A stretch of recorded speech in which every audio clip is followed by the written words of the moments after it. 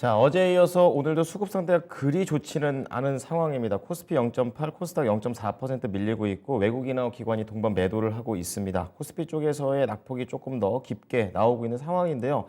자, 그럼 오전 장에 대해서 좀 더 자세하게 키워드로 알아보겠습니다. 오늘은 신기수 전문가입니다. 전문가님 안녕하십니까? 네, 안녕하십니까. 신기수입니다. 네. 자, 우선 오전장을 관통할 수 있는 펀치부터 부탁드리겠습니다. 예, 산타랠리 기대는 유효하다 이렇게 말씀드리겠습니다. 네. 전문가님께서는 산타 랠리와 관련해서는 여러 가지 긍정적인 이런 신호들 많이 포착을 좀 해주셨는데요. 자, 그런 산타 랠리 이제 점점 코앞으로 다가오고 있습니다. 어떻게 봐야 될까요? 예, 오늘 우리 시장이 좀 쉬고 있는데 이런 거는 이제 그 전날 어제 굉장히 많이 올랐기 때문에 1%도 안 되는 이제 이런 쉬어감 정도는 자연스러운 쉬어감이다 이렇게 보셔도 됩니다. 일단 그 산타랠리에 필요한 여러 가지 재료들이 요즘에 이제 하나씩 쌓이고 있는데요. 어제 이제 PC가 또 발표가 됐는데 전년비 6.0% 올랐고요. 전월비로는 6.3%. 근원 PC도 전년비 5.0 오르고 전월비 5.2 올랐는데 이게 전부 다 예상치에 부합했습니다. 그러니까 지금 연준 입장에서는 사실 CPI보다도 PC를 더 보죠. 연준이 2% 지금 물가 인상대를 목표로 한다 할 때 그 2%가 PC거든요.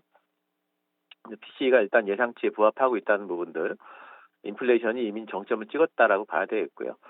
또 그 어제 이제 11월 ISM 제조업 PMI가 나왔는데 49가 나왔습니다. 이거는 위축세죠. 50 이하면 이제 위축세입니다. 2020년 5월 이후에 첫 번째로 위축세입니다. 경기가 위축되고 있다는 거죠. 경기가 위축되니까 연준은 금리를 인상을 속도를 완화하든지 이제 이렇게 하겠죠. 거기에 대한 기대감은 더 쌓여간다 봐야 되겠고, 단지 이제 아직까지 고용은 좀 탄탄한 것 같아요. 어제 이제 신규 실업수당 청구 건수가 전주비 16,000건이 줄었습니다.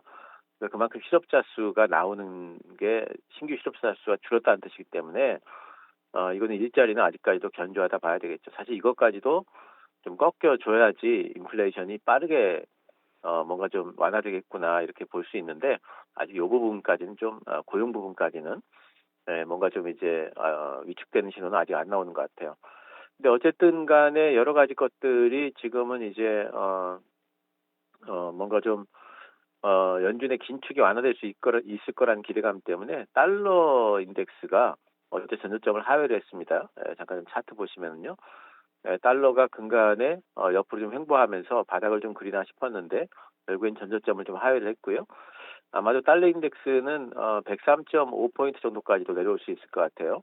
그래서 이런 부분들은 증시에 긍정적이다 봐야 되겠고, 채권 금리도 내려오고 있기 때문에 위험자산 선호 심리는 계속해서 좀 강화되고 있다 이렇게 봐야 될 것 같습니다. 어제 이제 신규 실업수당 청구 건수가 이제 상당히 좀 견조했기 때문에 오늘 발표될 고용 보고서에 관심이 갑니다. 그리고 파월도 이번에 이제 얘기한 것 중에 보면은 고용과 관련된 부분을 상당히 좀 강조해서 얘기한 부분이 있습니다. 그래서 오늘 고용 보고서가 관심이 가는데, 블룸버그 예상으로는 20만 명 고용이 늘었을 것이다. 그리고 실업률은 3.5%일 것이다. 이렇게 예상을 하고 있습니다. 실업률이 예상보다 좀 높게 나오는 게 지금은 증시에는 좋습니다. 예상보다 낮게 나왔다 이러면은 고용이 안 꺾이는구나. 이렇게 되면은 뭔가 좀 소비가 계속 탄탄할 거라서 인플레이션이 쉽게 잡히지 않겠구나 이렇게 되는 거죠. 그래서 실업률이 좀 적어도 3.67 이 정도 나와주면 참 좋겠는데, 일단 그런 부분에 대한 불확실성이 있기 때문에 미국 선물 시장도 지금 0.4% 정도 빠지고 있고요. 미국 이미 나스닥이. 그리고 우리 시장도 오늘 좀 조정을 좀 이제 경계 심리가 좀 발동되면서 조정을 좀 받고 있다. 이렇게 이제 보시면 되겠습니다. 지금 이제 나스닥이 미국 증시 잠깐 보시면은 이제 나스닥이 관건이죠. 이제 다우지수보다도 나스닥이 중요한 이유는, 만약에 이번에 연말 산타랠리가 오게 된다면은 그 산타랠리가 오게 되는 그 원인 자체가 금리 인상 속도가 완화되는 거잖아요. 그래서 금리 인상 때문에 피해를 받았던 나스닥 상당히 좀 더 빠르게 다우보다는 더 올라갈 수 있겠죠. 나스닥이 지금 차트를 보시면은 100일선에 딱 닿아 있습니다. 100일선 돌파가 되느냐 마느냐, 이 부분이 이제 관건이고 만약에 오늘 밤에 고용 지표가 우리가 기대하는 만큼 나와준다면 돌파가 되겠지만 기대하는 만큼 못 나온다면은 돌파가 안 되고 실망 매물이 더해지면서 낙폭이 조금 크게 빠질 수도 있어요. 근데 이제 그런 부분들은 오히려 매수 기회다 이렇게 생각하셔도 될 것 같고요. 저는 왜 그러냐면은 이번 12월 FOMC 때 뭐 고용이 뭐 이번에 어떻게 나오든지 간에 12월 FOMC 때는 0.75는 못한다. 0.5%다 이렇게 보고 있기 때문에 그 이후로 올라갈 걸로 보고 있습니다. 먼저 하느냐, 먼저 출발하느냐, 아니면은 조금 늘렸다 쉬었다 가느냐 이런 차이로 보고 있습니다. 뭐 이제 나온 뉴스들 중에서 이제 주목할 만한 뉴스는 베이징에서 이제는 자가격리를 실시하죠. 이건 이제 전체를 단지를 막 봉쇄하던 단계에서는 사는 좀 완화된 겁니다. 그래서 이제 그러면 이제 그 리오프닝에 대한 기대감들이 있으면 중소비주를 상승을 하고 있습니다. 조금씩 중국도 리오프닝을 안 할 수는 없어요.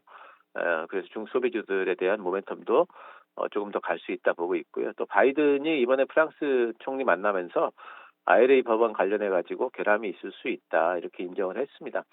그래서 이런 부분들이 이제 자동차가 아무래도 IRA 관련한 최대 피해 섹터로 되어 있기 때문에 이런 부분들 자동차 쪽에도 다시 한번 모멘텀이 붙을 수 있는 기대감이 갈 수 있는 그런 부분들이 되지 않을까 이렇게 생각을 하고 있습니다. 자, 연말이 점점 다가오게 되면서 산타 랠리는 과연 오는 건가? 약간은 부정적인 시각이 있다면 계속해서 이 랠리에 대한 긍정적인 내용들을 많이 말씀을 해주셨고 근거도 말씀해 주셨습니다. 미국의 경제 지표 그리고 중국 쪽에서는 방역 그리고 미국에서는 또 전기차 관련해서 이런 내용들이 있으니까요. 참고해 보시면서 이번 산타 랠리 준비를 해봐야겠습니다. 자, 이어서 오늘장 강력한 펀치 한 방 넘어가 보도록 하겠습니다. 어떻게 잡으셨습니까? 예, 성장주 우위 장세를 대비하자 이렇게 말씀드리겠습니다. 네. 자, 어떻게 보면 상당히 좀 희망적인 그런 내용인데요. 성장주 관련해서 어느 쪽의 성장주를 봐야 될지 좀 자세히 강조해 주시죠. 예, 일단 뭐 연말 증시에서 성장주가 더 우위에 설 거라는 전망은 꾸준히 말씀을 드렸고요. 왜 그러냐면 이유는 연말 증시가 올라간다면 아까도 말씀드렸습니다마는 그 이제 금리 그 인상 속도가 완화된다는 기대감이기 때문에 그렇다면은 이제 그동안에 좀 금리 때문에 많이 눌렸던 부분이 오히려 반발하면서 더 많이 올라갈 수 있다. 결국에는 그게 나스닥이고 코스닥이다. 다우지수에 비해서 나스닥은 상당히 못 올라간 부분이 있고 또 코스피에 비해서 코스닥이 상당히 부진했기 때문에 키맞추기선 반등이 결국에는 연말 증시에 일어날 것 아니겠는가 이게 이제 제가 생각하는 부분이고요. 일단 실적 성장 섹터로 본다면 꾸준히 말씀드린 2차 전지 쪽, 2차 전지 쪽은 이제 지수 관련 섹터라서 오늘 보면은 뭐 그 2차 전지 관련주들이 지수가 별로 안 좋을 때는 지수보다 더 안 좋은 듯이 보여요. 그리고 지수가 올라갈 때는 더 탄력 있게 갑니다. 그래서 2차 전지 쪽에 특히 그 코스피에 있는 셀 업체들, LG 에너지 솔루션이나 삼성 SDI 이런 쪽보다는 코스닥에 있는 뭐 LLF나 에코프로를 비롯한 소재 업체들이 오히려 좀 탄력 있게 하지 않을까 생각을 하고 있고요.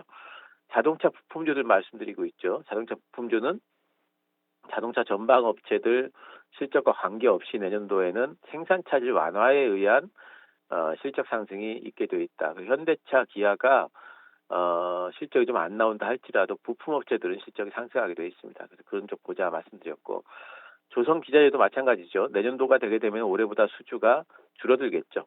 하지만 그런 거 관계없이 기자재 업체들은 계속해가지고 이제 배를 수주받아놓은 거 생산을 해야 되기 때문에 현대중공업이라든가 삼성중공업이라든가 전부 다 거기에 이제 기자재 납품이 본격적으로 되는 해가 내년입니다. 그래서 실적 상승이 된다 말씀을 좀 드리고 있고요. 또 이제 신성장 섹터라고 해서 제가 말씀드리는 쪽이 이제 로봇, 메타버스, 자율주행, UAM 이런 쪽들이 되겠습니다. 이쪽은 이제 뭐 앞으로의 시대를 새롭게 이제 만들어 나갈 수 있는 새로운 기술 혁신이 일어난다면 바로 이쪽에서 일어나겠죠. 그리고 또 한 가지는 이제 1월 달에 있는 CES가 있습니다. 그 모멘텀을 타면서 12월 달에 주가들이 이제 움직일 걸로 보고 있습니다. 그래서 로봇, 메타버스, 자율주행, UAM은 아마 그 내에서 순환매가 돌 거예요. 그래서 이제 이쪽에는 순환매를 예상을 하시면서 단기 매매 가능할 걸로 보고 있습니다. 그리고 이제 그 이맘때가 되게 되면은 내년도에 대한 컨텐츠를 기대하면서 오르는 그런 섹터들이 있어요. 그러니까 새로운 컨텐츠가 모멘텀이 되는 쪽이 대표적인 쪽이 게임이 되겠죠. 게임 신작 모멘텀도 요즘 게임주들이 뭐 위메이드 때문에 전반적으로 좀 분위기가 안 좋습니다만 오히려 요런 때 신장 모멘텀이 있는 종목들은 들어갈 수가 있다.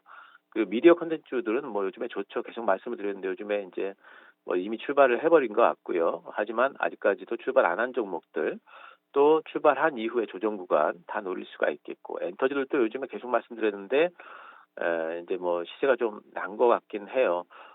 하지만 조정 구간에 여전히 들어갈 수 있다. 그리고 연말에는 계속 움직일 수 있다. 이렇게 보이고요.